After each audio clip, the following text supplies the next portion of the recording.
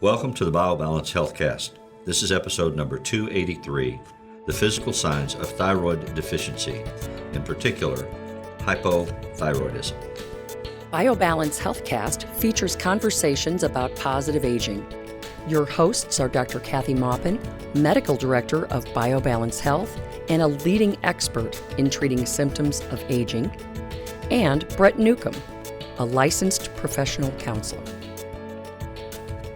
Dr. Maupin and Brett are the authors of The Secret Female Hormone, the seminal work about hormone replacement therapy for women, which is available on Amazon or from Dr. Maupin's office at BioBalance Health. Dr. Maupin's office is currently accepting new patients. Today we're continuing a series of conversations that we have begun about the importance of information regarding hormone deficiencies. And in our last podcast, we talked about human growth hormone and when you develop those deficiencies, what that looks like and what that does. This week, we're going to talk about the thyroid hormone. And when you have a thyroid deficiency, how would you recognize it? Why does it matter? What should you do? That's right. So thyroid deficiency is one of the things that I can see across the room. And unfortunately... You mean if somebody has a goiter? Yeah. Yeah. So if you have a goiter, your thyroid sits right here above these bones. And if you have a thickness right here, it's most likely your thyroid gland that's pushing your skin out. It kind of looks like you've got like a muffler on, or it can actually look round and stick way out if it's severe.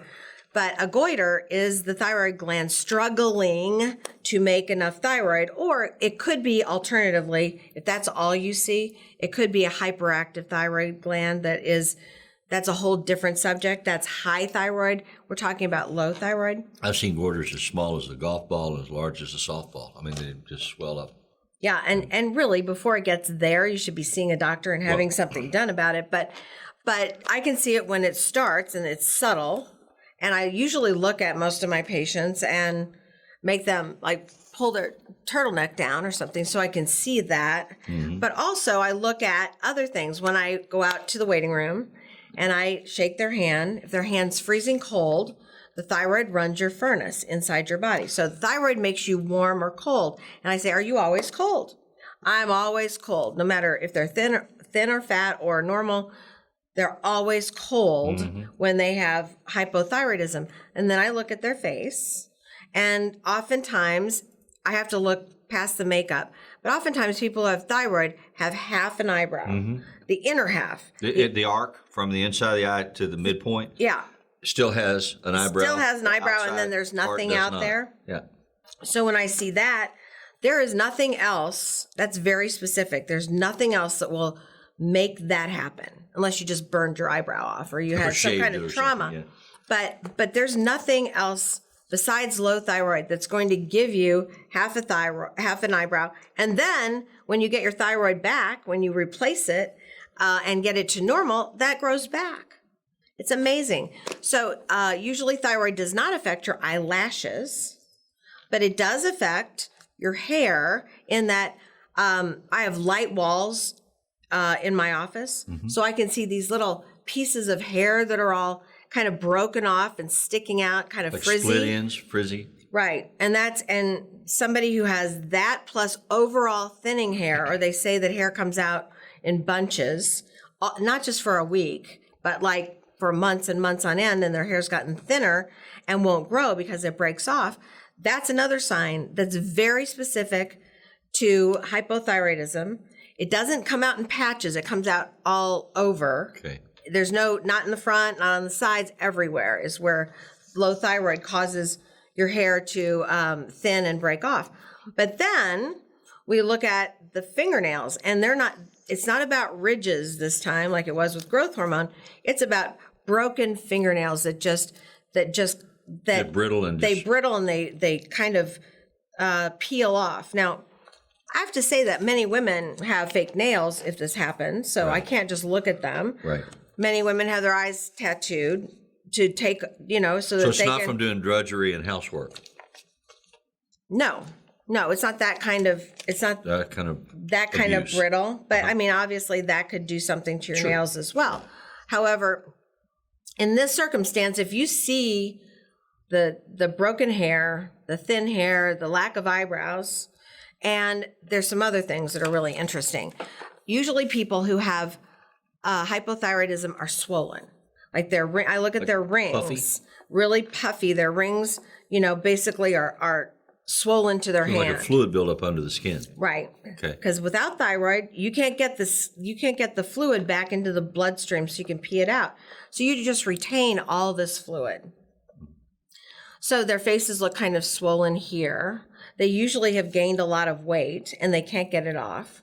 They're tired, fatigued, and they look fatigued. They look just kind of, they have kind of circles under their eyes, not bags necessarily, but circles. Or they can have swelling all around their eyes. This sort of thing starts to occur when? In age? I mean, Well, because how would a woman know, I'm not just retaining water, it's about that time? well, if it comes and goes every month, then right? that But has it's to do permanent. with the cycle. But we see a bump in low thyroid at the time where women are developing breasts. Okay. So 12 to 16. And we see another bump in women who are post-pregnancy. Okay, so we sometimes come out of a pregnancy and no thyroid and we feel terrible, and that can be part of postpartum depression, but that's not the source generally. And then we see another large group, another blip in the incidence of this at right premenopause, between when testosterone's gone and at our 40s and 50 when we're menopausal. So right in that area, we see a lot of people get hypothyroidism. Okay. So it's very difficult without lab work to tell, except for the eyebrow thing, whether they're describing low testosterone, low thyroid, hypoactive cortisol. I mean, there's many different hormones that can be causing most of these symptoms, except for the eyebrows and except for the pattern of hair loss. So when I go through all my symptoms, I'm really specifically looking for certain things that tell me about their thyroid, but I also look at their lab. If they have all of those signs and their lab's normal, Well, I know that I still treat them. when years ago when we first began to work together, know one another, you met my wife, and one of the first things that you said after a conversation with her, and it's social conversation, but Kathy's always on, so you said, I want to check out your thyroid because the way you look and the things that you're telling me, I think there's a problem. And her regular physician had not ever suggested that as a concern. Yeah, well, And then you did it's blood an tests obsession with me. to validate your assumptions, and you were dead on. And so she needed a thyroid medication, which is a really simple way to treat this problem. And usually pretty inexpensive. And very interesting, yeah, so comparatively. this is comparatively to 3 or 4 other drugs that we're going to have to be used to antidepressant and a bunch of other things that are expensive. Yeah. The other thing we see on lab, which isn't something you would see like looking at somebody, but high cholesterol is a very common problem. When the thyroid's out of balance? Thyroid's low. Okay. So usually when we treat thyroid, we could, if you're on statins, you get your thyroid, your cholesterol goes down, and you don't really need the statins often. So it doesn't fix triglycerides, but it fixes the cholesterol. So that's something that I see, but I've got all this information, so I have an advantage. Right. I'm looking at my patient, I'm looking at their lab, and I have their history of symptoms. So I've got it all together right in front of me, so I can make a quicker assessment. But if you're living with someone, they're fatigued, they can't get out of bed, they're swollen, and constipated, they have no eyebrows, their hair's breaking off, their nails are breaking off, they are so swollen they can't get rings on and off. They usually are distended because they're filled with poop, they're constipated, and they can't lose weight, their hands are cold, and they're freezing all the time. They need their thyroid checked, and even if their thyroid comes back normal, because the test is not perfect. In fact, it's very imperfect. I would still try them on thyroid and see if it wipes out all the symptoms. So this is one of those situations then where the blood tests alone can't be the determinant. I mean, you have to use your medical judgment, Right. and oftentimes you get in a situation where you say, well, you know what, let's try this for a month and see if you feel any different. Because if you do, then it's helping you. And if you those don't, symptoms then went we away. don't need to, yeah.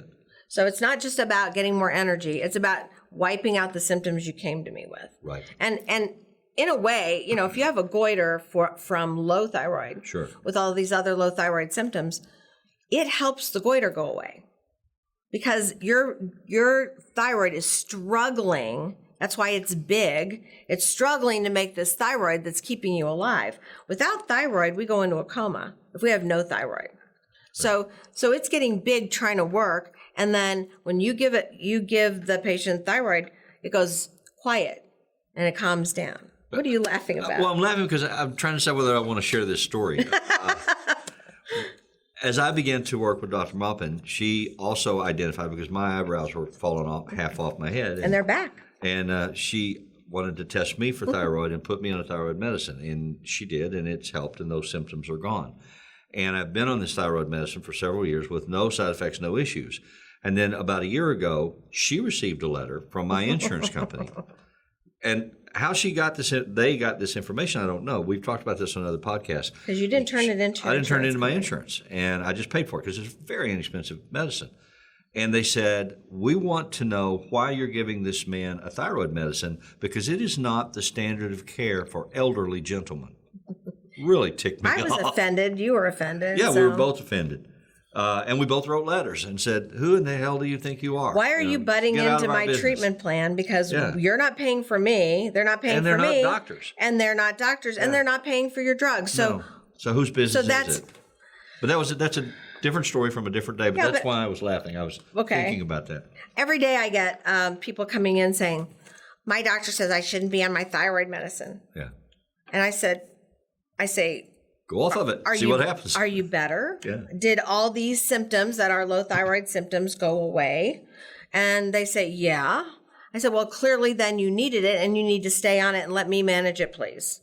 Because then there's a passive aggressive competitive side to being a physician.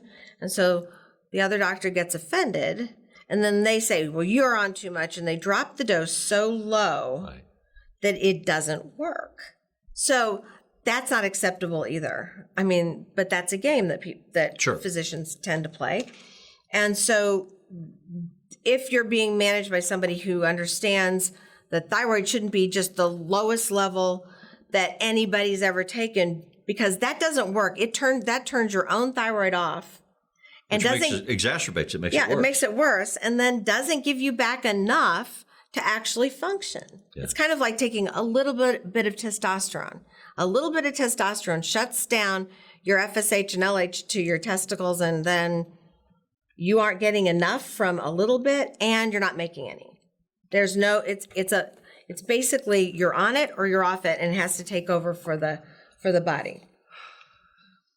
And that's so frustrating because it's such a judgment call. At least in the beginning, until you see whether or not the symptoms are alleviated. Mm-hmm. And so it's not dangerous. There are many physicians who are not willing to take a look at that. Mm-hmm. And because it's not in the book. It's not in the book that the test isn't right. Yeah. Most of the, or often. Right.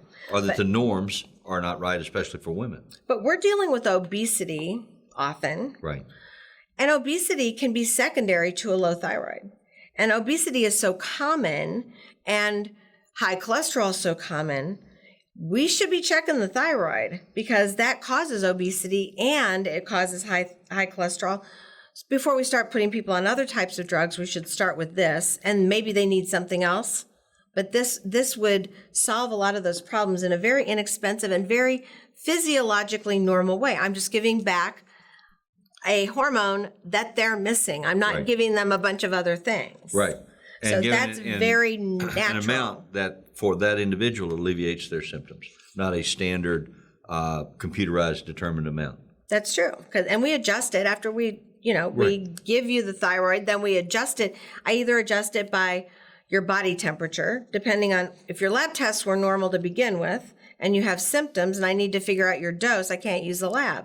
So I have you take basal body temperatures, which are temperatures first thing in the morning before you get out of bed, or oral temperatures, and it should be... Some of you have experience with that with trying to get pregnant. Right. Yeah, I did that for years. Hit that magic window. Yeah, but that's not what this is for. Yeah. This is to see if your dose of thyroid is normal. So you check it before you take your thyroid. You take your temperature, and if it's under 97.9 as a female, 98 as a male, then your thyroid's low.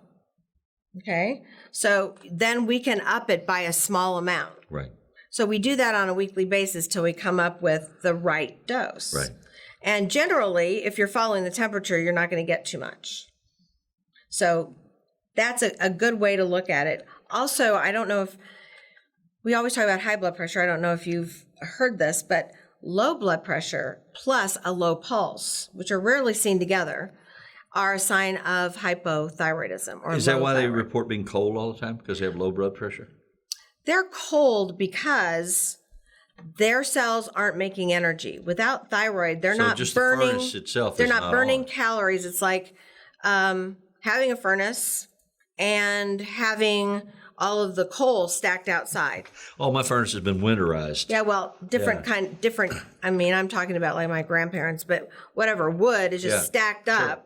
And then the furnace has nothing to burn, so you're not Nobody's warm. putting it in it. So your cells aren't burning calories to make energy and heat. It's just all of that sugar, blood sugar is going around and making fat. So that's the Trying to keep you warm. problem. Yeah. Well, it's making fat because it has nowhere to go with your blood sugar. Yeah. So it just insulates you. In the end, you're insulated, but you're still cold. Yes. So that doesn't help. Right. So that's why I try to replace it. I mean, I think this is pretty basic. I'm old enough to know that in the days before lab was easy to get, it took weeks to get lab back, and I mean that in the dark ages in the 70s, we would see somebody had high cholesterol, and we would give them thyroid if they looked like just by the signs. Mm-hmm. We'd give them thyroid. And then if they felt better and they lost weight and their cholesterol came down, that was our diagnosis. We didn't use the lab very much. So as you're watching or listening to this video, there will be some inserts of photographs from a book. You want to tell them about the book? This is a book by Thyroid Deficiency, and you can get this on Amazon. It is a book for doctors. There are some pictures in here you don't want your kids to pick up. It just would. They're just medical pictures. They're medical pictures, and it might kind of lead to conversations you may not want to have yet. Yeah. So, but it's a very educational book about what the physical symptoms and signs are just by looking at someone for every hormone deficiency and some for hormone overproduction.